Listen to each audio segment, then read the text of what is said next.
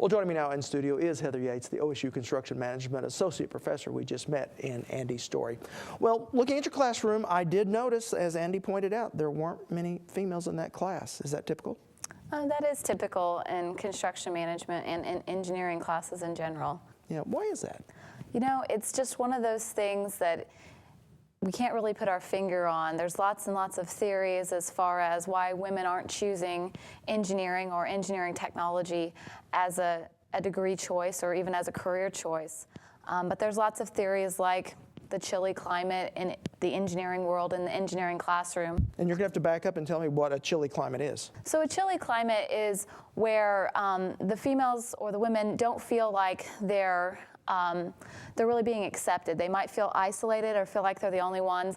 It could be something as simple as the professors focusing on the male students asking questions, and they just don't feel like maybe they're quite a part of the group. Mm-hmm. Mm-hmm.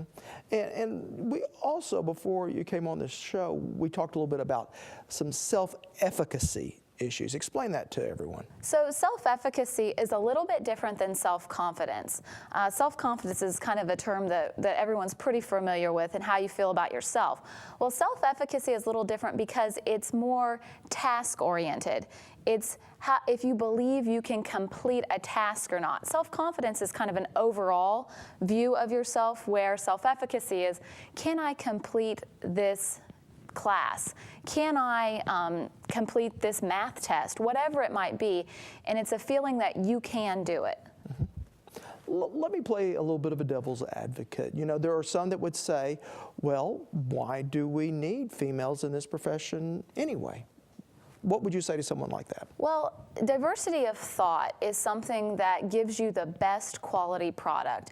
And engineering is about solving problems. And in order to solve the problems the most effectively, when you're brainstorming a problem, usually you have the best ideas come from when you have as many ideas as possible. The best solution is when you have as many ideas as possible. So when you have different people from different backgrounds with different thought processes all coming together, they can give you the best solution. So it's a diversity of ideas that comes to the best solution. And I think that also points out to maybe even a larger problem that the hard sciences have is, in some ways, people don't exactly know what you do in engineering. That's true. I mean, if you ask someone on the street, what does an engineer do? You don't know what kind of answer you're going to get, except maybe they drive a train. And that's not really what engineers are. They're problem solvers. Well, you could be an engineer that drives a train, but really engineers solve problems.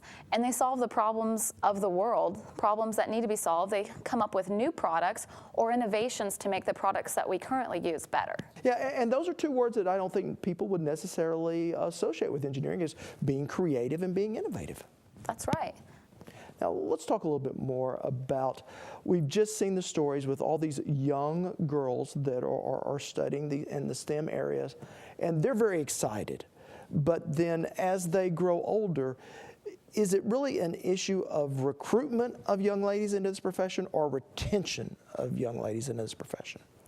Well, I feel like it's a retention issue because we can keep recruiting and get our numbers at the beginning to get much bigger. So maybe we have 30, 40, 50% at the beginning, but if we can't keep them there, I don't really feel like we're coming any closer to a solution to the problem. We're not making it better if we run them off.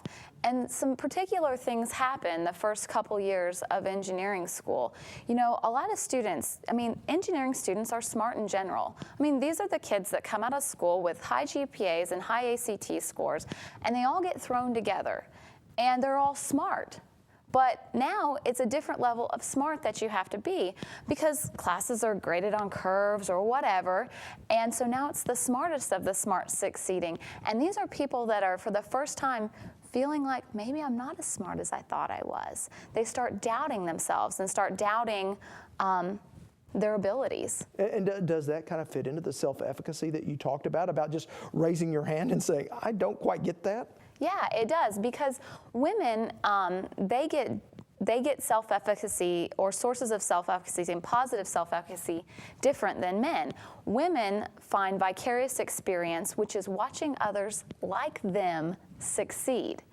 And then social persuasion, which is other people believing in them. That's where their two main sources of positive self-efficacy comes from. Men, on the other hand, their number one source is mastery experience, which is kind of like when you go to lecture, you learn about it, then you go to theory, or you go to lab, and then you do an activity that's related to it. That's where men get their self-confidence, is with the repetition that happens with the lecture and the lab, and even discussion that you see in college.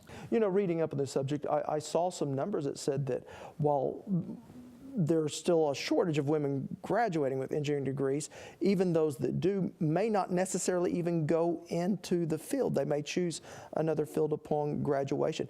Is that a result of maybe some gender stereotypes, or maybe just some deep-held gender beliefs? It very well could be. It's one of those things that in society, there's just different gender roles that do happen, and you have to kind of at least consider what's going on. A lot of women feel compelled, you know, to have children, and then when they have children, they'd like to stay home with those children, or you know, maybe they just don't feel welcome in the environment that they're working, because it's even more drastic than what they saw in school. As far as, you know, in school they were 17.5% female, where then they get out in the workforce, as they enter into a larger pool of men, then they dwindle down to 9%. So you could feasibly be one of the only female engineers. Certainly, but just for you as an example, as a working mother, working wife, and in a field that is heavily dominated by males, it can be done. Oh yeah, I personally enjoy it, but it's one of those things that you have to believe in yourself, and believe that, you know, that you can do it, and believe that you can do the task at hand. And there's lots and lots of rewards in engineering, especially for women. Getting out of school in the construction field, women can make up to 10% more just on an initial salary. And so it's a rewarding career. I mean, engineering and engineering technology are rewarding careers for women, but it's also one of those things that it takes a lot of endurance to get through the schooling, and then to actually get into the workforce and see success. A final question. You've done a great deal of research on this subject matter. What is your best advice? Well, my best advice is to start really young. And in the pieces before, you can see the young girls really excited about engineering, and to start really young and really start pushing them towards, I mean, if you're good in science and math, you're good in science and math. And you got to find ways where you can overcome discouragement. Because women are just really hard on themselves in general. You know, when they don't see success all the time, they're just hard on themselves, and they kind of beat themselves up, even more than men. Because some of the research shows even girls that are doing well in engineering still feel discouraged.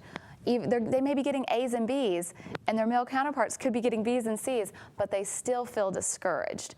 Maybe because they're not getting the highest A. I don't know what it is, but you know, they're used to being the smartest, and then all of a sudden, you're not the smartest anymore. Yeah, it's a lot more competitive field. It is. It is, yeah. All right, Heather, thank you so much. And I will continue our conversation on our website at okhorizon.com.